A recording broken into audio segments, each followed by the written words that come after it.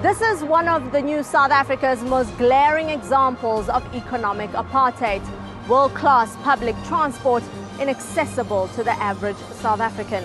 This week, we examine how urban renewal in Woodstock, Cape Town, is spitting out the poor. And later, an ANC elder rebukes rampant corruption in the party. We have put people in positions of authority, but some of those comrades today are so corrupt. It's terrible, it's greed. This is Checkpoint, and I'm Nkepile Mabuse.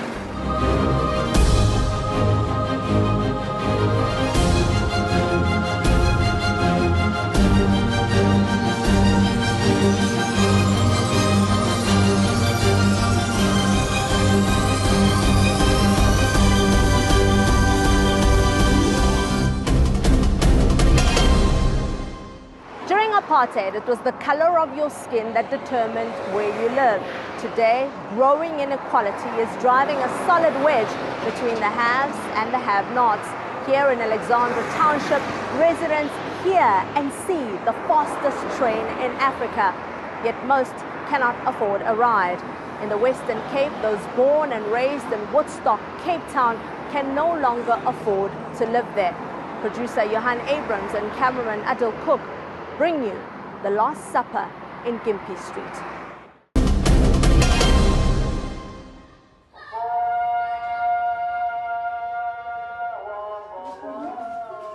Sharif Alexander prepares a simple traditional dish of tomato stew and rice. That's good. It's the holy month of Ramadan, and his wife has just returned from work, just in time to break the fast with the rest of the family. Beneath the happiness lies the threat of an eviction from number 23 Gympie Street in Woodstock, their home for the past 3 decades. This could be their last Ramadan in this home. It crosses your mind a lot. It crosses my mind a lot that what's going to happen if they come here. Sharif remembers growing up in the street. Very close family. Most of the uncles and cousins lived together. Most of the houses was owned by my uncle also. So we were a lot actually. Alexander family was a big family in Woodstock. I don't know why they were renting this house. I don't know why they even bought it, you understand? But that's what I remember from being young in Woodstock. But last year, their sheltered existence here in Woodstock came to an abrupt end. We got a visit by the landlord, him and his brother, coming to check out the house with an agent, and telling us that the house is going to be sold. To us it was a shock, especially for me, because I've never met this guy in my life. 30 years I've been staying in this house, I've never met him. But you've been paying all along? We've been paying. We didn't have the finance to actually make an offer on the house, because they gave us first privilege, seeing that we've been living here. With a looming eviction over their heads, most of the family scattered in different directions. My mother, they moved out a few months ago. They got a house in Ruitenwacht. My sisters moved out before that. The younger sister, she's moved out before that. She's living in Sea Point. She's got a flat there. The other sister moved with my mother and her daughter. So it's just us brothers that still live here. And time is running out, so I don't know. Seriously, I don't know. Around the corner in Cornwall Street, mass evictions have already taken place, and those that are still left behind live under the constant threat of a forced removal. John Salmon, a dock worker, has been staying here with his family for the past 20 years. He says new developments are to blame for the sudden increase in rent. According to the newspapers and all that things, there's going to be a Pick and Pay, a whole Pick and Pay mall, under-deck parking, plus on top of the mall, there's going to be a 7-story building. And the market value is going to be more up. In 2003, we was paying about 800 rand per month. And we put up the rent from 800 per month until 4,500. 50-year-old Shahid Meisenheimer does not live here anymore. He also grew up in the street and he says it's hard for him to adjust after they were evicted about 5 years ago. The bulldozer came one morning without notice. The set of the court was standing with truck with rice on, and the bulldozer just started pulling off the roof while we were still inside the houses. We had to scatter to get our furniture and stuff out in the rain, and this time of year, the month of fast. We were busy with fast. I lost my family, close friends, my children, all scattered all over, you know. I grew up in these houses here. I stayed over the road here. What these residents are experiencing is the negative effects of gentrification, when a higher social class pushes out the original poorer residents. In Woodstock, Cape Town's oldest suburb and part of the CBD, residents have started seeing and feeling the changes.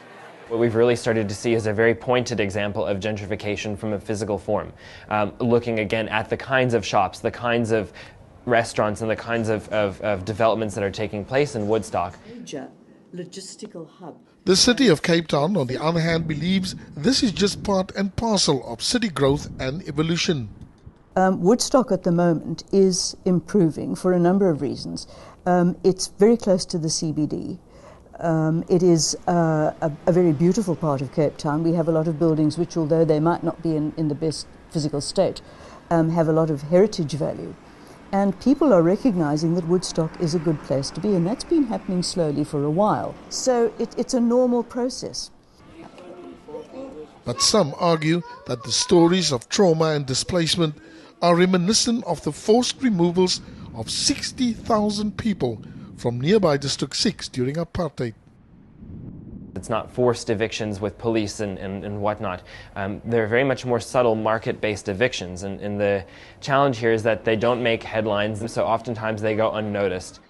A lot of those same people who have really built up the character of the area, who have built up the community, who have built and accessed churches, schools, mosques, community health hospitals, are now feeling the most pressure to leave the area.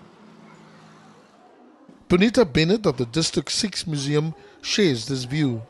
There's some people who love the kind of cultural, almost kind of quaincy kind of feel that all of these elements that the working class, I suppose, bring to an area, but they don't actually like the working class. So they want the elements that are associated with them, take the people away, and we'll use their culture, their heritage, their stories as backdrop to someone else's life. And I think that is what I observe happening in an area like Woodstock as well. When we return, those hapless people plucked out of Woodstock live like refugees in their own country.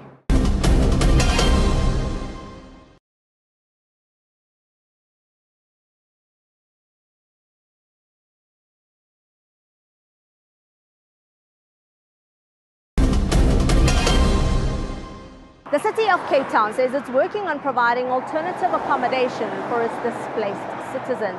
But those pushed out of their homes by economics have little hope that they'll ever get a decent roof over their heads again. It is not only the low-income renters living under threat of evictions. Local businesses are also slowly being edged out.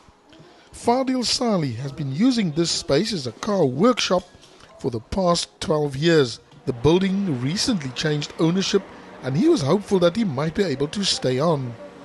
And then the 16th of April, he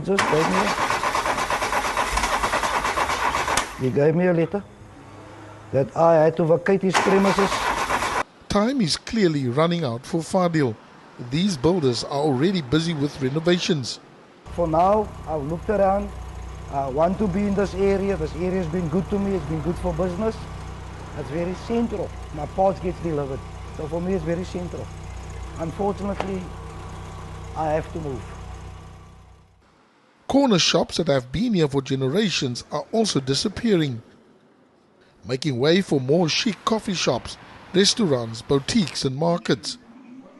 The city decision makers say new businesses will bring new jobs. New people have come in, and like yeast, they're making the bread rise. And yes, they're pushing up property prices, but they're also rescuing heritage buildings and doing them over. They're providing businesses which give job opportunities to local people. Those coffee shops need people to come in. They need people who can cook, people who can make the coffee, people who can, if you're unskilled, they need people who can clean and do waitressing and that kind of thing. So they are providing job opportunities for local people, and hopefully as their job prospects improve, they find it is affordable to stay where they are. For a group of people who once lived in Gympie Street, it's definitely too late to benefit from those prospects. 5 years ago, these families were removed from their rental homes after a lengthy legal battle where the High Court eventually ruled in favor of the property owner. The homeless families were moved to this temporary residential facility named Blikkiesdorp, which means Tin Town. It's almost 30 kilometers from the city. I was still a young girl when I arrived in Woodstock. I get all my kids in Woodstock. And life was nice in Woodstock because we used to live like a family in Woodstock. And we were near to the city. You could have walked to the city. If you need a job, you can walk to the job places. For those who don't have a real income, like if you just go for chars or something like that. The Monday night, all of us was crying in the house because we have to leave Gympie Street now. We're used to all the things that's near us. And now we're going to stay in a place we don't know nobody. We don't even know how we're going to get transport to go to town, all that things. My mother didn't take it well because the first year when we moved in here, she passed away on the 25th of November. City Councillor and COSATU Regional Secretary Tony Ehrenreich says the City of Cape Town should do more for the inner city poor. Blikkiesdorp is clearly a human tragedy. People are sent there to die. The social problems there are immense, and there's no attempt by the city to ameliorate these problems. When you put in place what's effectively gated areas, you should put in place the facilities and the capacity to police a standard of living for people that's now being threatened by gangsters and dysfunctional sections of the community. We, as the City of Cape Town, are trying to make sure that the living conditions of the people in the TRA are better off. For instance, there is like social workers that are located in the area basically from the organization, which is an NGO, Hope, that is having an office in that community to address some of the social ills that are happening in that TRA basically. To have a maintenance team that looked after the defects that are in the community, even if it's running water, even if it's broken toilet basically. So we're spending more money actually. Sarah Jones, another former Gympie Street resident, says they were promised houses by a former mayor 5 years ago. Maar ons staan nie 'n kans vir huise nie. So julle wag nou nog? Ons wag nou nog vir die huise wat ons gekry het. Ons het net 2 keer bepraat toe hier gesien en hy het nie weer gekom nie. In this place, there's no future. In Blikkiesdorp, there's no future. I've got a 17-year-old twins, boy and a girl. I have to struggle to get them taxi fare. They're not going to school anymore. Everything was nearby for us. But here where we live, we must struggle to get money to go to Cape Town or to Woodstock. The city says they're facing a huge housing backlog. We as the City of Cape Town, we also act as the agent of the national government in delivering houses to the people. And also we delivering those houses with limited resources basically. Let me give you this scenario. There's a woman there, Marietta Munaji, and she was moved 5 years ago and she is on the waiting list. How long is it going to take for her to see a house? I cannot give specificity to time as to how long, but the houses are being allocated. The longer you are on the database, then the better chances you have. 10 years? We've got 400, almost 400,000 people More than 10 years. that are on the housing database.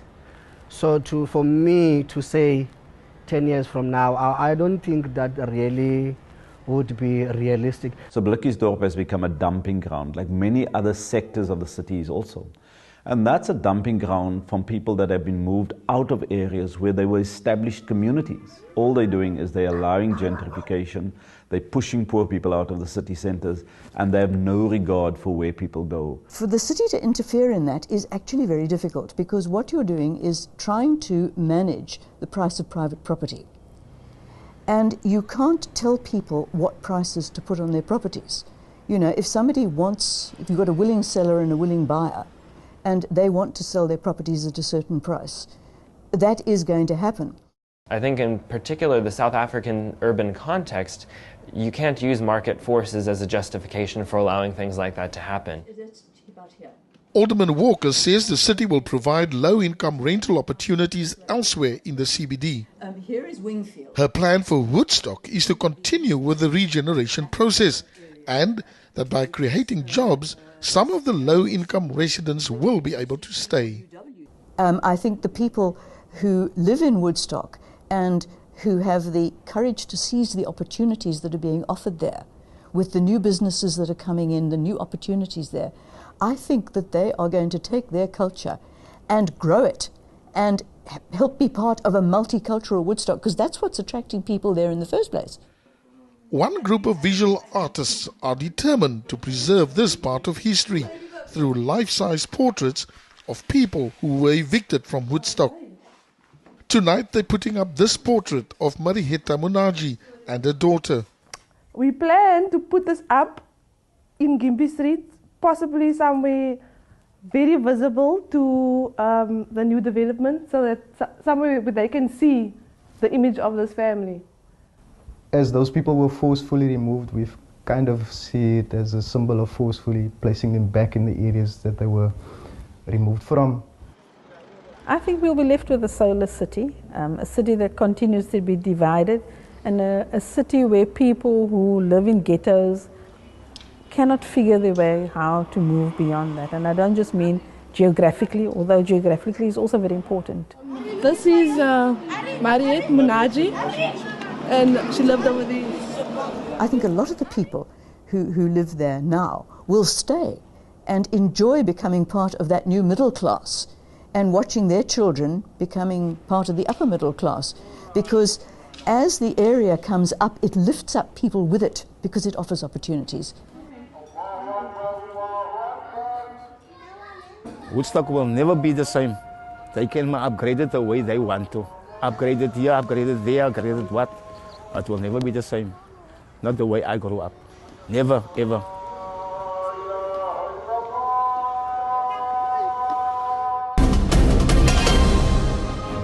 He was sentenced to life in prison along with Nelson Mandela. Today, he says, his heart bleeds because of corruption in the ANC. We have put people in positions of authority, but some of those comrades today are so corrupt. It's terrible, it's greed. More from Andrew Mlangeni after the break.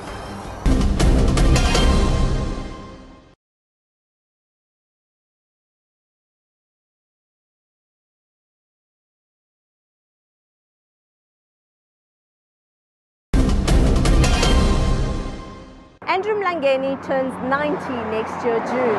He says he often asked himself why his maker has spared him when his comrades, icons like Nelson Mandela and Walter Sisulu are gone. He believes it's because his job on this earth is not yet done. Part of it involves sitting on the ethics committee of the ANC, a job he says is causing him a lot of pain. I recently sat down with him to talk about the state of our nation. When you look back at your life, what are you most proud of, and what are some of your disappointments? I'm proud of the fact that we have been able to establish a democratic state. I'm proud of that.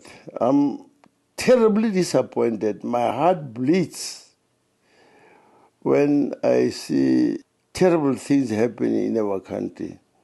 We have put people in positions of authority, But some of those comrades today are so corrupt. Now, such things make my heart to bleed, my dear. My heart bleeds. This is not what we went to prison for. But are people being held to account enough? I think that's what the population wants to see. That's what the nation wants to see. That if somebody does something wrong, then they don't get a promotion or they don't get shifted to another department. That they are held to account. That is what some of us are saying. I'm one person who's saying, if I have been caught having stolen money, that money or the proceeds which went into building yourself a mansion, the forfeiture department must come in, confiscate everything that you built through stealing money from the state or of the people, and put in jail, throw the key into the sea. Is there no support in the ANC for that position? Well, it is been supported, not satisfactorily to me, because some people, as you say, have been shifted from one portfolio or one department to another. But if you are caught having done something wrong, there's no guarantee that you'll not do it when you go to the other department. There's no guarantee. That's all from us this week. Please do give us your feedback. Our Twitter handle is @checkpoint_ENCA. Thanks for watching. I'm Nkepile Mabuse.